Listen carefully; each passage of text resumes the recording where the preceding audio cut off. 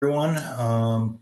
Starting off today, we have Chris Neal and Sam Barr from Azara Healthcare, and they're going to give us a demonstration of the population health tool.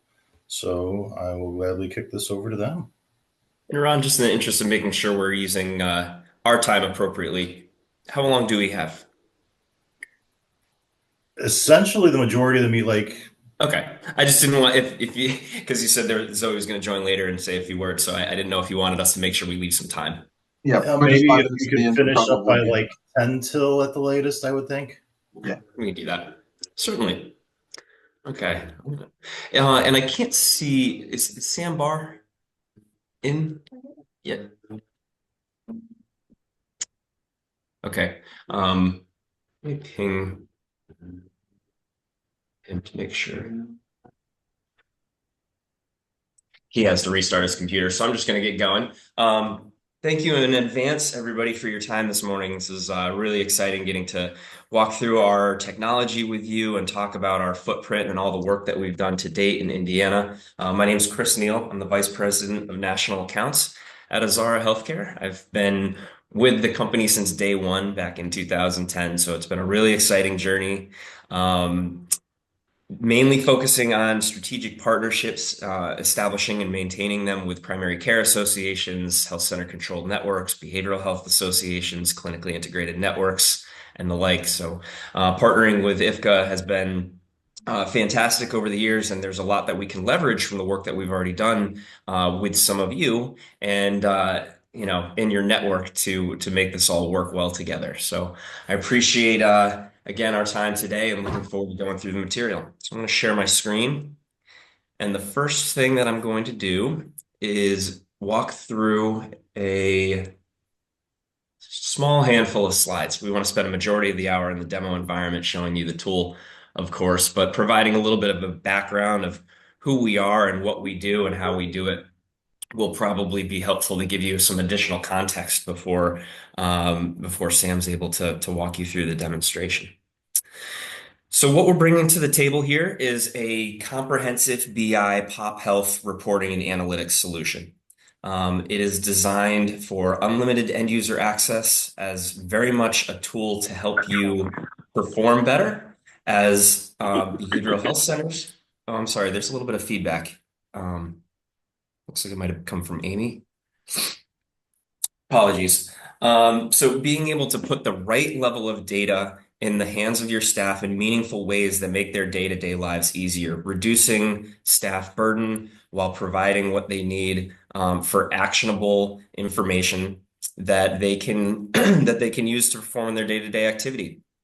Um, Additionally, being able to collaborate with your peers. So this infrastructure is a clinically integrated centralized data warehouse, which means you're looking at apples to apples analytics across your peers. You can collaborate with one another. You can respond to grant opportunities seamlessly and easily. You can run quality improvement programs. And furthermore, you can leverage other types of data that's external to your EHRs one time universally on behalf of all of the participants within the program rather than you kind of feeling like you're operating on an island.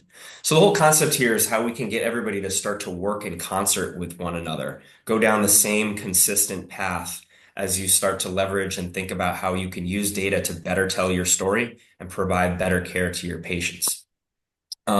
We have a reputation of meeting our clients where they are, which is really, the main reason that we got best in class 3 years in a row, which is directly from client feedback. And so that's sort of a theme that you'll see here. The way that we built the system, being more of a clinical tool than an IT tool, is a very helpful way that it's user friendly and very approachable. And you'll see that as Sam gets into the demo environment. This slide here is certainly not meant to overwhelm you, but I think it paints a really good picture of how this infrastructure is set up to provide value. So a lot of the things that we'd heard over the years and was one of the key things that influenced us to go ahead and build the system this way is people were commenting that have so many portals and so many tools and so many things that we need to log into to get to the data that we need. And that's really the component around reducing staff burden that I mentioned. You need to get trained up on all those portals. You need to maintain your passwords, et cetera, et cetera. This is the idea of bringing all of that important data into one single clinically integrated data warehouse that you can all operate from. So at the top of your screen, if we're to sort of go around the clockwise, you can see the 45 unique EHR systems. That's just representing the data from each of the EHRs that we work with in the state of Indiana and across the country, being pulled down up-to-date data on a nightly basis into the green box that you're seeing in the center of your screen. We actually call that drives. You'll hear us referring to that as we get into the demonstration. Drives is the name of the application. So what we're able to do is aggregate that data, sort it, normalize it in ways that enable the health centers to see their data with universal measure applications, meaning Health Center 1 is looking at the same exact data and result comparison as Health Center 2. And so that's a really, important component when it gets down to integration of other types of external data that I mentioned earlier to provide a more comprehensive picture into care delivery to your patients. The examples that I have here are payers, so health plan data as you journey down the path of value-based care. We integrate enrollment and claims data and care gaps data. We can send clinical data back to the health plans in the form of a DAV supplemental data extract, which is really helpful for them to run that data through their HEDIS engine to automatically enhance HEDIS scores without having to do that primary source validation and auditing. HIE systems, so we integrate with IHI, which is the HIE in Indiana. And what we're able to do with them is send them a roster of the patients that the health centers see. And in turn, they respond with the ADTs to provide better transitions of care, better 24 and 48-hour follow-up, reduction of readmission rates, daily usage reports, things like that that you'll even be able to see on the patient visit planning report, where you can tell if someone's been in for a recent visit and follow up as appropriate. Now, all of that is just, again, to give the comprehensive set of data delivered to the providers of care within the safety net. So that's really what we're talking about overall today. In Indiana, you can see the green rectangle described as drives. It stands for Data Reporting and Visualization System. We're pulling in data from 26 health centers, one commercial organization, and 7 behavioral health centers, essentially that overlap with the FQHCs. So all of that data goes into the green rectangle that you're seeing, represented as that centralized source of data for us to report from. We have enrollment and claims and care gaps data from CareSource, MHS, and MDWise. And as I mentioned earlier, the HIE data is already flowing from IHI as well. So we've got a lot to build from. We've got a lot to work from and leverage. So we are certainly hitting the ground running as we engage with your association. The last thing I'll talk about before I turn it over to Sam is our implementation process. Again, meeting you where you are, we understand resources are already constrained. This is meant to be of minimal impact to your center resources. All of the heavy lifting is done on Azara's shoulders. What I mean by that is once we get access to your EHR database, we do all of the mapping. And that mapping is not based on how EHRs are constructed. They're built on how you are using your EHR. What do your workflows look like? What have you customized? What custom fields are you using? What custom templates have you built? Are there 18 places where people are entering smoking cessation into the EHR? And if so, we need to write that custom and comprehensive set of queries to ensure that, excuse me, the reports that are generated out of drives are accurate representations of the quality of care being delivered and providing data that your staff trusts. That's paramount to all of this. So that's why we go through that, 5-6 weeks of mapping on our shoulders. We do include some time from your team for data validation. And then we turn you over into training and adoption, which is 8 to 10 weeks of 1-hour sessions that you can pick and choose from based on your goals for adoption, where at the end of it, you're looking at unlimited end user access, and all of your staff are trained up on the system, and the system's configured in ways that meet their needs. So that's the long and short of what I wanted to provide for context and setup before Sam jumps into the demo environment. But Sam, looks like you're up and running now. If you want to introduce yourself and get going, I'll stop sharing my screen. Thanks. Yeah, hi everyone. My name is Sam, and I am the Director of Solutions Engineering. Trying to talk while typing in response seems like that's a struggle. I'm going to share my screen and dive into the demo today. I know it's a large group, so it's probably going to be tough to make this like fully interactive. But if you want to put questions or comments in the chat, Chris can respond to them and field them to me if there's a thing that I should be showing. Let's take a look. What we're looking at here is drives. This is the demo environment, so real product, but fake patient data. And as you can see, I'm accessing it through my browser. There's no software or hardware to set up or install to use our tools. Everything is cloud hosted on the Microsoft Azure cloud and available through any major browser, whether it be Firefox, Chrome, Microsoft Edge, Safari. And it's going to reflect all the data that's available to any one user or any one center as up to date as yesterday, typically. So what happened in the EHR or the HIE through last night. Data is shown in a lot of different ways for lots of different purposes. And so I'm going to take us through a few different visualizations so you can get a flavor for how these get used. It's important to remember that just because we add a new visualization to something doesn't mean we're adding new effort. So much of the work that Chris explained about the mapping and the validation is designed to get maximum value. And then that way you can use the data for 50, 60, 80 different purposes, and you don't need to go reinvent the wheel every single time. What we're starting on here is a dashboard, really a high-level storytelling device. In this case, it's about a CCBHC. They want to see, how many patients they've seen over the past 3 years, how many new behavioral health patients they have, those who haven't come in the previous 2 years, and what's trending on that over time. They can look at their no-show rate by appointment type, seeing if there's any patterns or issues there.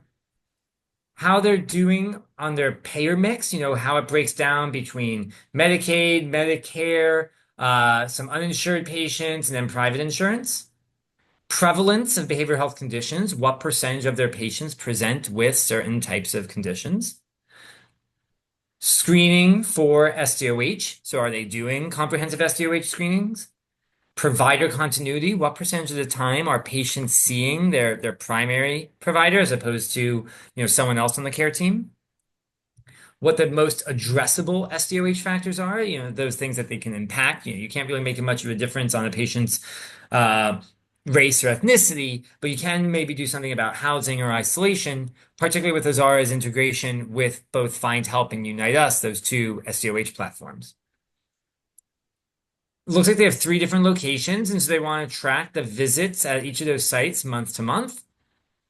How they're doing on the CCBHC quality measures based on EHR data, and the ones based on claims data, and how their patient population breaks down from a risk stratification perspective and how that translates into ER and inpatient utilization.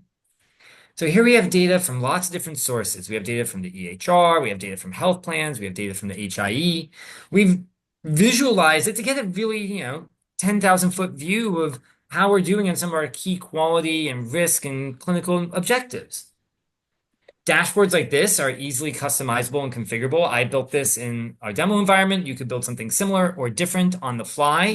We provide you training, but you don't need Azara resources or time to do this. It's pretty simple drag and drop tools.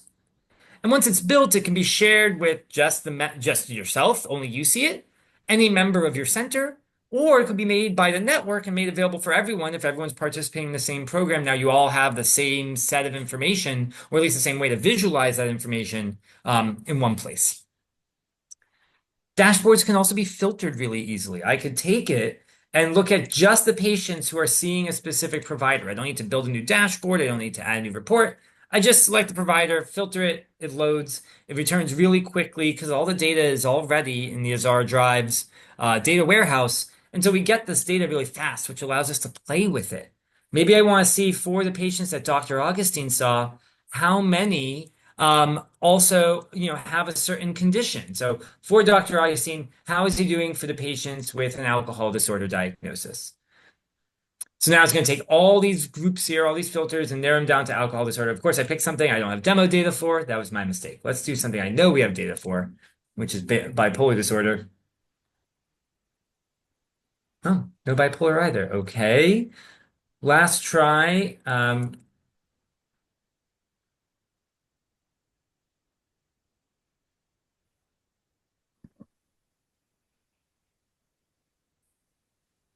There we go.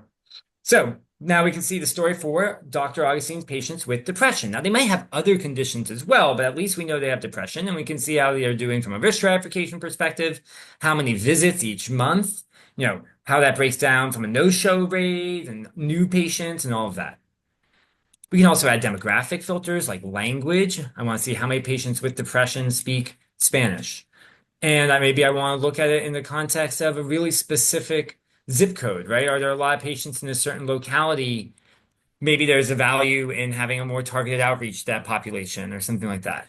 So we can get really granular with this data and play with it in a real-time way, like we're seeing. So we don't necessarily need to know exactly what we want to ask the question. And we also can kind of try different things out without having to write code. This can be done by a clinician. This can be done by executive leadership. It makes data accessible to everyone. But it always ties back to patient details. We want you to trust the data, and we know the only way people trust the data is they can audit it, if they can check it. And so if we say that there are 6 patients that saw Dr. Augustine, have depression, speak Spanish, and live in these 2 zip codes, you can click on the number 6, you get the detail list. Every number is clickable. There's always patient details to back it up. It's going to include identifying information like who the patient is, when their last visit was, who their usual provider is, do they have an upcoming appointment. This can be downloaded to Excel and used for outreach or data validation. But of course, it requires the right permissions. You can set up users of this tool to not have the download option, to not have PHI at all. Maybe you want your executive leadership to be able to look at dashboards, but there's no reason for them to see patient names. So they just wouldn't be able to click on the number 6. They would just look at it in this way.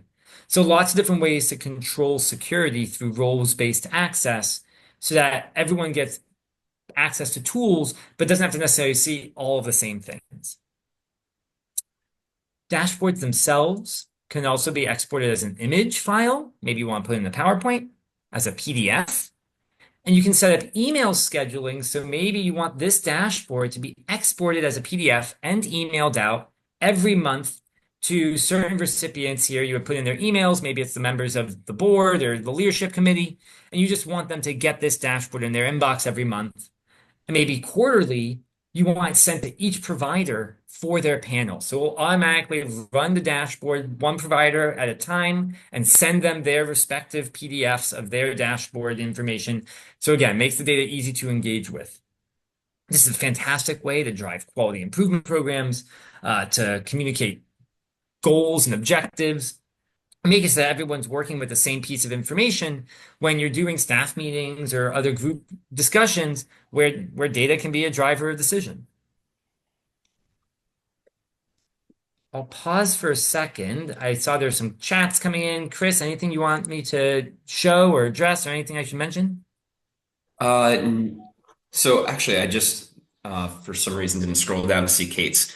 Data accessibility is great, but sometimes people don't quite understand how to interpret the data they now have access to. Can you give a specific example of how, say, a therapist would actively use this in her practice? We've had some general examples, like maybe we want to do outreach to certain folks, but I'd be interested in hearing a specific example that tells a story using data. Sure. Yeah, I think there's a couple key ways that it could be used. Clinicians in general probably don't need to look at this for anything other than, am I doing well or not? This is probably overwhelming. They like to think of things at the individual patient level. And I think there's 2 reports that could be really interesting for the clinicians. One is our care effectiveness report. Care effectiveness is a way of looking at the data specific to a certain panel. It could be the patients that see a certain therapist. It could be the patients that belong in a certain program. And you look at them in the context of outcome measures of health. So in this example here, it's PHQ-9s for depression and hypothetically GAD-7s. I have no demo data for it. But it's looking at it patient by patient to see what's changing over time. And this becomes a really interesting way to find the patients in my panel who are either doing better, and maybe I could learn from what was effective with them, or who are struggling, whose PHQ-9 or GAD-7 over the last 12 months has gone up. And so this could be a good way to identify who are those whose PHQ-9 is greater than or equal to those who have gone up 3 or more, let's say, and have no upcoming appointment. These are outreach targets. Maybe I want to look at those whose PHQ-9s have gone up, and if I could create a custom version of this report and see if they're on an antidepressant or not. I could add in here, again, we can customize these reports. We can add columns. I could add information about ED utilization. Are they going to the ER? This is to take the large populations of patients that we see, and I think in modern medicine, providers are encouraged to have large panels and give them ways to better oversee those panels, to understand who they're seeing, as opposed to just only focusing on the patient in front of them and forgetting about those who aren't coming back, but might need engagement or outreach or a different modality of care or something like that. So being able to look at this data at the patient level for the whole panel or for my panel is a great way for them to see what's working and what's not. The other tool would be the patient visit planning report. Far and away our most popular report as far as usage, designed to support, kind of clinical decision support. The way it's configured in my demo environment here is very centered around primary care, but you guys can change it for what it shows. But generally the goal is you look at a provider's schedule and it shows you all the patients that are coming in, all the visits that they have for the day. And it's going to tell you what's going on, what's missing, what's overdue, what diagnoses or risk factors or social drivers of health they have. And the alerts here are really kind of the more bigger picture preventative care needs that that patient has to make sure we don't forget to do the depression screening, to get the controlled substance agreement, to complete the Medicaid reauthorization form, whatever needs to be done, right? These alerts here are configurable and customizable. You can set different thresholds and timings for them, but this is the way to make sure that we get the maximum value out of every visit. And particularly as we engage in value-based care and we become more responsible for the care that's delivered outside of our practice, being able to have insights into inpatient and ED admissions or responsibility for following up on a lab result. This is a great way to do that and kind of drive some of that clinical decisions support.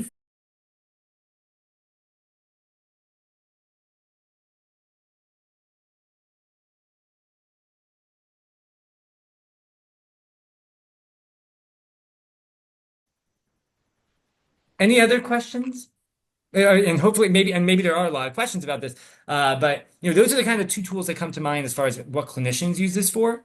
I think more often than not, the clinicians use it to monitor their progress on quality programs. Everyone wants to think they're the best provider. So having clear ways to look at those quality measures, to look at those outcome measures, to look at those, population health tools and see, are my patients' PHQ-9s going down? Are their GAD-7s going down? Am I getting those depression screenings done? Comparing themselves to the other providers at their center or across, the state. That's the main way this stuff gets used. Let me just show you what that looks like if I go into an individual measure. Right, so I can take it, I can break it down by provider, by location. I could look at the performance in comparison to my peers, getting that center and network average on this measure. So these are kind of the ways you can analyze the data at a really granular level, but always backed up with user-friendly tools like an info snippet that helps describe how it's being calculated.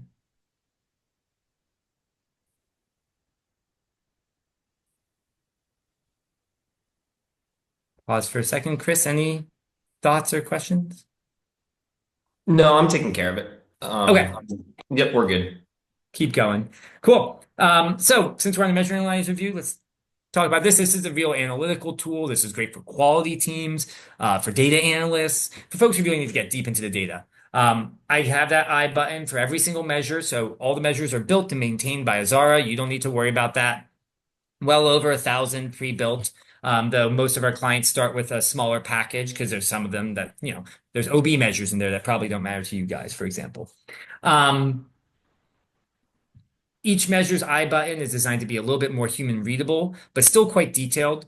So, there's going to be a quick summary of the measure, what it's counting, and then who's in the numerator and denominators. You'll be able to see your current performance and how that breaks down for the population, how many are in denominator, how many are excluded. Benchmarking to the other centers in your network, so you'd be able to see how your center performs on this measure in comparison to the other mental health centers in Indiana. And you can break it down by provider, by location, but you can also do that on the trend line. So maybe I did a whole quality improvement project on this measure, and I want to see at the 3 different sites that my patients receive care, was there a change in performance? So I can now break out that trend line by location and get a really clear sense of, what's going on at each of those sites. We can do all sorts of fun analyses in the large view too. I could group it by something like zip code to see if there's more local definitions. I could group by demographics like sex or race or ethnicity or language. I could group it by health plan. I could group by all sorts of factors. And if I put it in the column chart, you can do now these multi-factor groupings over time. There's all sorts of fun things we can do in here to visualize the data and, of course, export it as an image if you want to present it to someone.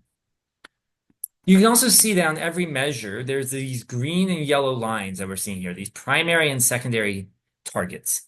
And these are targets that you set for yourself or the network sets. Maybe there's a network goal that gives you a sense of what we're aiming for. Primary being the ultimate goal, secondary, intermediary. And it'll show up throughout the tool, and things will get color-coded based off of that. So if a certain population is above or below that target, it'll change. If I go back to my scorecard, where I was looking at multiple measures at the same time, I can see that unhealthy alcohol use screening and brief counseling, the target is 38%, but we're only at 4.5 in this example. So that's really, showing that we're below that target. That's why it's red. If it was close, maybe if it was at 30, it would be yellow. So that color coding, in particular, when we have lots of measures, draws our attention to the areas we need to focus on. For any of these measures, there's also a detail list that shows every single patient in the measure, not just those that you filtered to, and has a lot of information that explains how and why patients are included in different populations. I can go in and see, for example, that there are patients who did have counseling, right? But maybe it was too long ago, or maybe the alcohol assessment results were unknown, right? Some of this might be intuitive, some of it's not. And so when we don't understand why a measure is not counting a patient in the numerator who had a screening this year, I can right click and say, investigate measure, and it'll now take this patient's data, put it next to the measure specification, and lay it out to help us understand what's going on. And in this example, it looks like the numerator is those who are either negative or had an additional screening within 24 months of a positive. And because we don't have the result of this screening, it's not scored properly. That's why the patient is not being included in the numerator. So it helps us kind of understand this data when these measures can be quite complex. And so being able to look at individual patient examples can make this a lot clearer.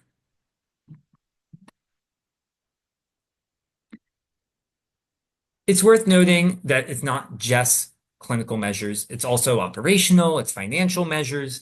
We have a whole bunch of tools around financial operations, looking at things like claims processing and first pass payment. There's measures around no-show and appointments and productivity. Lots of different ways that we take the data from your EHRs, from your practice management systems, and again, build reports that everyone can use equally without strong technical skills, right? There might be some custom reports that you want to build yourself, and we have tools for that. But the goal is to get that 80% that is kind of the same center to center, practice to practice, because we're all working on the same clinical objectives for the same diagnoses with the same quality programs, with the same health plan expectations. Let's make that more routine and more automated and not such a manual and painstaking process so that your SQL report writers, your data analysts can focus on that 20% that is really special and unique to you. Chris, any comments or anything I want to jump on or keep rolling along? So far, so good, Sam. Awesome. We can also, I mentioned we can build custom reports, and those can be done a lot of different ways. Any dashboard you've seen so far can be customized, but a common customization need is where you want a custom population, a custom patient list. And so for that, we have registries. There's a whole bunch of pre-built registries and drives, but often folks want to build their own, high risk focus patients registry. And they want to look at patients who are, I don't know, maybe it's 33 to 65 that have either diabetes and alcohol disorder pool. And we want to exclude the patients who have cardiovascular disease, maybe. And for patients that meet these criteria, we want to see, their medical record number, their next appointment. Maybe we want to see if they're on an antipsychotic. I don't know. I'm just trying to think of some random data elements to show you. Here we go. What's their most recent GAD-7? Have they had a urine tox screen? Okay. Got a few random data elements, pulled it together, defined my population. Now I'm ready to see my report. Click confirm. I get my custom patient list. It's ready on the fly. I can pick whatever visit date range. Maybe I want to look at patients that have had visits since March 31st through July 16th. Cool. Maybe I want to look at those that are only on, Medicare. You can get really detailed with this, but the goal is ultimately the same. Okay, I picked something really specific, and now there's no patients that meet that criteria. Classic. Let's see if I can get it. There we go. But you get now that custom patient list on the fly. You don't need to write a report. We don't need to find these concepts.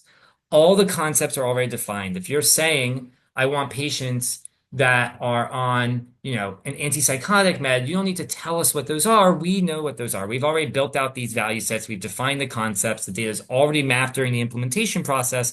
And so we make that time to value really quick, right? You come up with an idea, you configure it, it's ready. This is like a 5 to 10 minute exercise. It doesn't need to be many hours with consultants and all this work to design something custom when we can do it really quickly. Of course, you might come up with a data element that we don't have in here. Maybe there's a class of meds that we haven't put in a value set, or you want to start looking at patients by foot size, and we've never mapped foot size before. For those types of situations, we often build custom registry data elements and columns. Those can be done for just one center or it can be done for the whole network. And those costs get shared. And so it makes it really scalable when there are these kind of more routine issues. Maybe there's a few things that you guys as a group want to focus on. We can build it once and make it available for everyone instead of everyone have to do it themselves.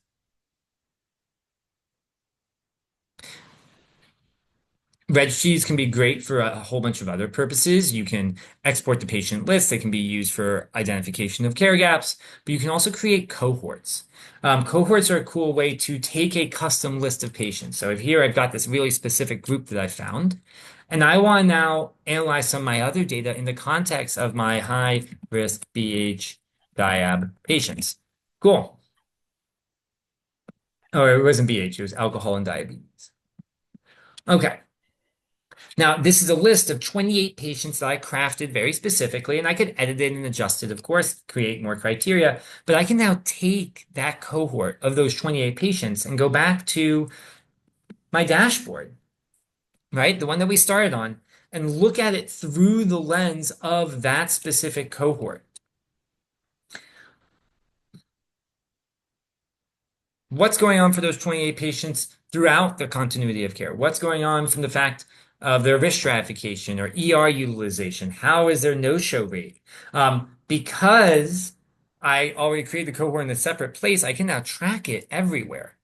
And we can create cohorts other ways. We can create cohorts by mapping fields in your EHR to create what's called an EHR dynamic cohort. So as data is updated in the EHR, as patients are enrolled or disenrolled from a program, we just pick that up automatically and it becomes a filter here in Drives. And we can also do Drives dynamic cohorts where we build an algorithm in here. Maybe it's patients of a certain age with certain diagnoses, and you want them automatically added to a grouping because you're doing something special for them.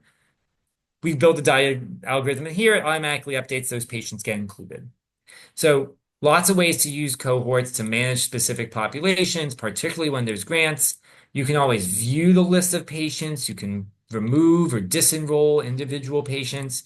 You can add patients, and you can upload lists of patients to create cohorts in here just by uploading a CSV or a text file with their medical record number.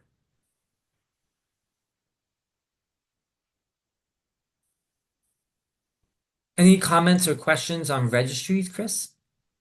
Or cohorts, anything like that? No, there was a couple questions on how we connect to the EHRs and pull the data, which I covered. So. Awesome. Cool. So, everything we've looked at so far is really EHR data centric. I mean, not everything. We talked about it on that dashboard, but there's a lot of things we do with other sources of data, right? A big one is the HIE, which is very focused on transitions of care, understanding when patients get accepted to go to the ER, what are we doing in response to it? So through our partnership with the HIE, we get those ADT feeds every single night from all the hospitals in Indiana. And so you'll be able to see, the number of ED episodes for your population, what the trend of it is, what the readmission rate is, how quickly we're getting follow-up calls in within, different number of hours and days, follow-up visits being scheduled, follow-up visits occurring. And we can filter dashboards like this. We can filter this data, of course, a million different ways. We can look for patients with certain types of diagnoses, certain statuses of discharge, when their last visit was with you. Are they homeless? Do they have certain financial barriers? Again, we were trying to provide really comprehensive analytics on now, in this case, the transitions of care process, which can be such a critical moment for patients with, really complex conditions. This can be done as well for inpatient admissions and can be looked at the individual discharge level through the transitions of care report, where now every single discharge, every single admission, what would they were discharged and admitted for, what the diagnosis is, how many visits they've had in the last 6 months, was it a readmission? All this is put in one place. You can use this to drive your TOC workflows, right? We can identify patients that we want to engage in. We can see if they have an upcoming appointment or not. Lots of ways to use this report to drive outreach, to drive engagement, to make sure that when there is that urgent event, we have a way to respond to it and know about it and keep track of, did the patient get the care they need?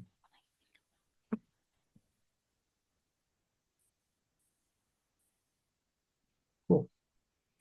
The other big source of data that we get is health plan data. Because of our work with IQUIN and the Indiana Primary Healthcare Association, we've got a lot of work going already with several of the major payers in Indiana to exchange different types of data. That can start at the minimum with member rosters. Who are you responsible for? Who do the health plans think are coming to you for care? We can take that list, put it up against the patients that you are actually seeing in your EHR, and tell you things like, this health plan thinks this patient's coming to you, but we don't see their record in your EHR. Or we see their record as a hard match. This is their eligibility for their insurance. It's going to roll off in 2026. This is their next redetermination date. Particularly with all the changes around policy and how often patients' eligibility for programs needs to be reevaluated, having insight into that information about when their eligibility is for ensures that the patient has insurance and can continue to receive care. For those matches, we can also tell you things like when their most recent encounter was, how many visits of different types they've had with you. Maybe you are more than just a behavioral health center. Maybe you provide other types of care. When their next appointment is, what diagnoses they have they had ER or inpatient visits? Really a way to manage the members that are being sent to you. A lot of this information is probably available in the health plans portal, but then you have to go to the portal. Wouldn't it be nice if all the health plans data was in one place? That's our goal, that's our vision, and that's what we're working on, and we've made a lot of progress on in Indiana. Because that way it makes it easier for you and your staff to take care of these patients, and you're spending less time finding data and more time actually using it. This type of information can be shown in a report like this, but of course, we also have dashboards and measures for it. So I could look at my matched member dashboard and see for the whole practice, what's the trend on the member matching rate? How do my members break down by cost groups, total cost of care, by last encounter, by age? I could look at soft matching, which is really how many of the members that have been assigned to me have a different insurance type in the EHR than what the health plan sees. So we can look at those soft match rates. So all sorts of different ways to analyze the member roster and enrollment data. This enables us, Azara, to send supplemental data, right? Supplemental data is all the clinical data that you have that wouldn't necessarily show up in a claim. And that enables us to send it to the health plan to keep things clear and make sure that all the care gaps are closed appropriately. This also allows us to receive care gaps from the health plan. And so we can do our care gap reconciliation process to really identify the differences between what you know and what the health plan knows about a given measure.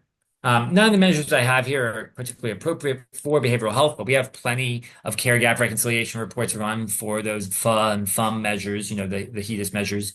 But really the goal is to find the differences between what you know in your EHR data and what the health plan knows. And so, for example, here, there's four patients where the EHR data shows the care gap was closed, but the health plan doesn't have that information. This is where we'd expect supplemental data to come into play and help kind of streamline and close those data gaps. But at least you don't need to do outreach and engagement to these members because they've already received the care they need. On the other side, there's 11 patients where the payer thinks the care gap was closed, but you don't have it in your records. It could mean the patient received the care elsewhere. But knowing that they've already received that care means you won't spend time trying to reach out to them. You just need to go get the records to close the care gap on your end.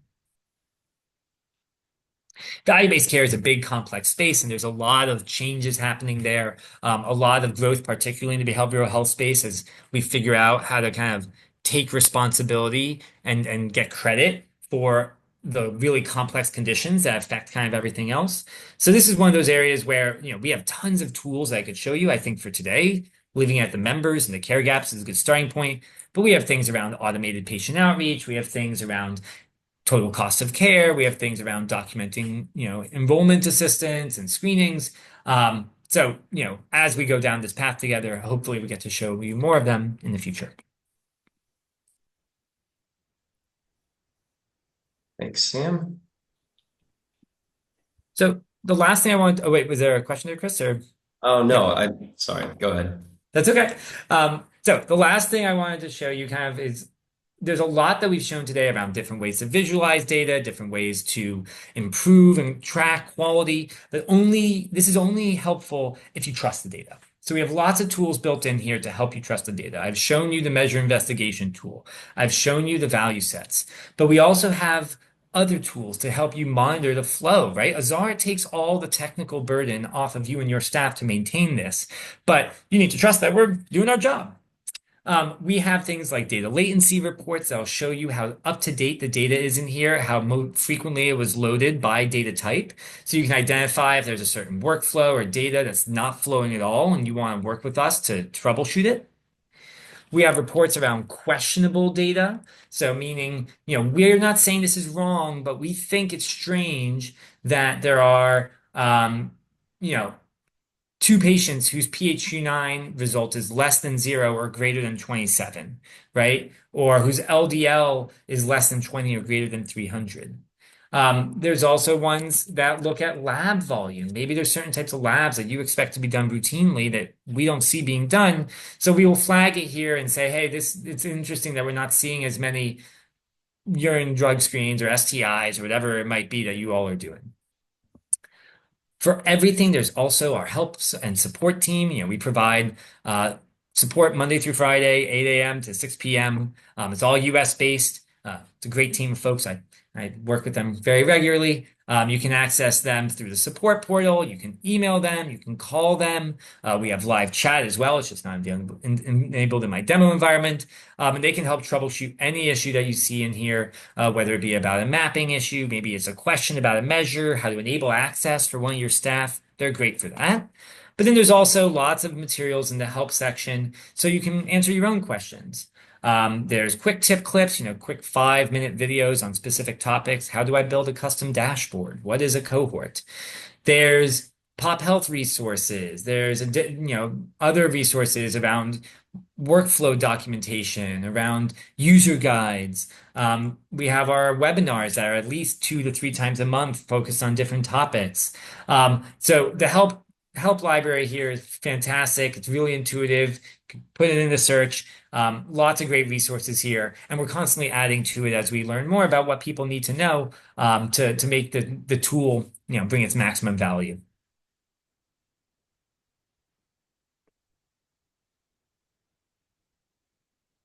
So unless there's other questions, or Chris, anything you want me to show, I think that's kind of everything I was planning to show today. I know this was probably a little bit of a fast and furious introduction to this tool. There's a lot that it can do, and we're not going to cover it all today. But hopefully you found something that would be useful, something that would make your lives easier, something that would make the work you do to deliver great care to your patients more effective. And if not, I'd love to talk to you and understand what challenges you face, and maybe there's a different tool that I didn't show today that would help you with that. Great, Well, Sam. I think it's right on time. I was just going to say, I'd like to, on behalf of all of us, I'd like to thank Sam and Chris for giving us this demonstration today. This has been very informative. I think if anyone does have any additional questions that didn't get covered, either during the presentation or chat, you could forward those to me or Nancy, and then we can get them over to Sam and Chris. Was there anything else, or? All right, well then thank you guys. And I think next up on the agenda, we only have a few minutes left, but I believe Zoe had some brief updates. Yeah, thanks, Ron. So I just wanted to also thank Azara, and then also just to remind folks, because I know I received a question on this regarding cost. And what the goal is of the council is we have a private funder who is interested in systematic change within the state of Indiana that I've had the honor to work with through the Mental Health Roundtable, which brings together a lot of foundations in the state. And so our vision is for that funder to fund the initial startup cost for this project. And then it would be the ongoing cost, but reminder that that is something that then could go into PPS rate as we work with the state on CCBHC and what that would look like long term. And so I just wanted to share that with you. I know cost is always one of the first questions.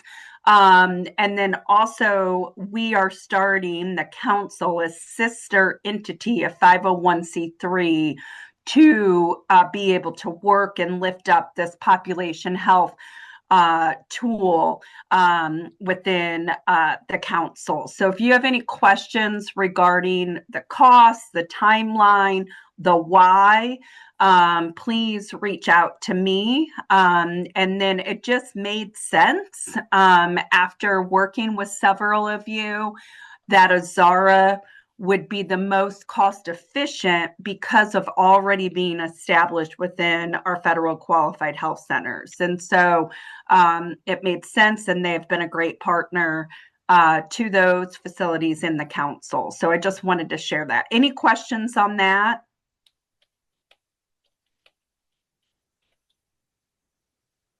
And then the only other update that I am looking for is more of a question. So we have our October conference coming up. It is focused on all things CCBHC related. So I would love to have data and the work behind that data of CCBHC to be one of those topics. And so if you have any thoughts, ideas on speakers or on conversations you would like to learn from, please let me know, because we are putting that agenda together. And we are averaging around 60 folks on this data analytics committee. It has gotten rather large. And I think really having a forum to bring all of you together around topics that would be important to you at our conference would be wonderful to do outside of this committee meeting. So please let me know that. I will be working on that agenda this coming week. That conference, like I said, is in Bloomington in October. And would love to have data be a focus of our conversation. So that was the main update that I had for all of you, was more just that request. But did anyone have any questions for me as far as anything going on state or federally or with this project before we wrap up?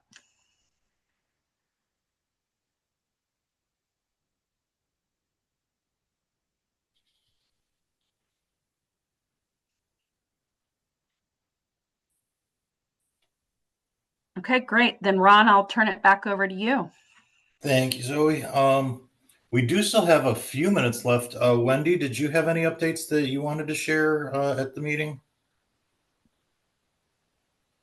Yeah, well, not specifically, but I have gotten a lot of requests for with questions for the CCBHC data quality reports. So I think if not before the next data analytics meeting, I should go over those to answer any questions you guys have and provide some guidance on that. Sounds good. All right.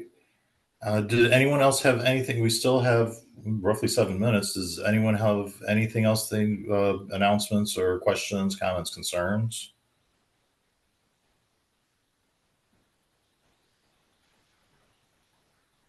Hey, Ron, there was a question regarding the October conference dates. I just wanted to share just a moment here. Let me pull that up. Those dates are going to be, and so correct me if I'm wrong, but it's the 15th to the 17th of October. That's Wednesday. We'll have the committee meetings, and then the conference will be all day Thursday, and then business meeting Friday. That's what it looks like we're doing. So mark your calendars and be ready to show up and talk to TCBHC on those dates.